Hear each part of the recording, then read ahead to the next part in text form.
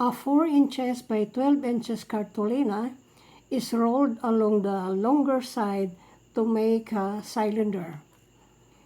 So this cartolina has this side 4 inches and this side 12 inches, and it is rolled over to this longer side to form this cylinder. And we are to find the volume of this cylinder, which is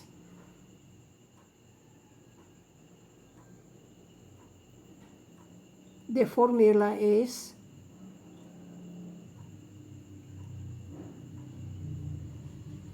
pi r square h.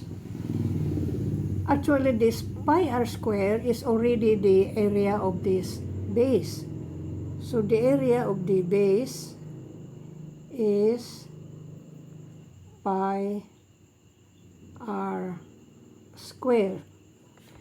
Now take note that this circumference or the perimeter around this circle, which is what we call the circumference, has the formula 2 pi r.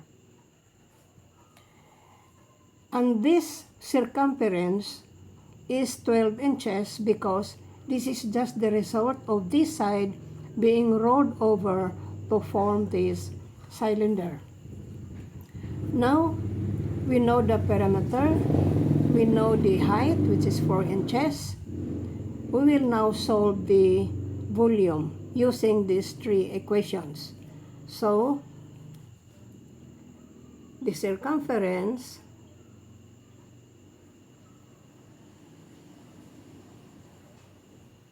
is equal to 12 inches. And to solve for r, we will divide 12 inches by 2 pi, and we will get, I will just write it down for clarity.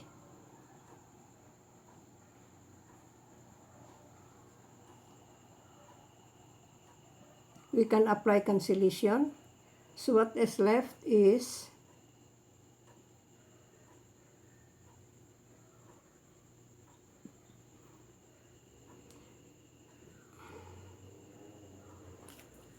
6 inches over pi. Now, let's go to the area of the base. So, area of the base is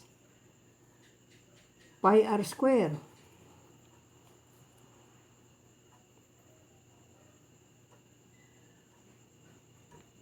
So, we have pi. And we know r, which is equal to 6 inches over pi.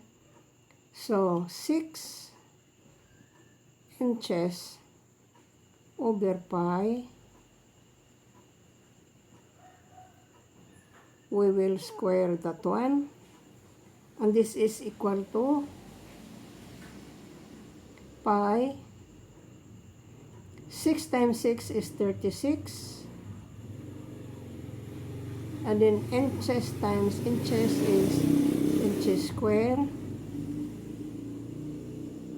over pi times pi is pi square. We can now apply cancellation. So what is left is 36 inches square over pi. Now, we will solve for the volume. So, volume of the cylinder is pi r square h. But we know that pi r square is 36 inches over pi, so that would be 36 inches square, square over pi Since that is square, no, this is already the substitution. What is happening to my mind?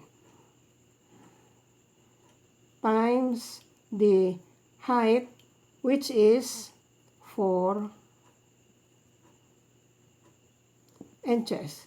So this is now equal to 6 times 4, 24, carry 2. 3 times 4 is 12, plus 2 is 144.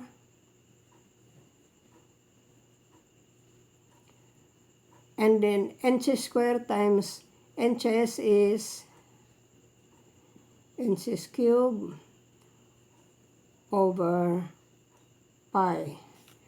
So the answer is the volume is 144 inches cube over pi.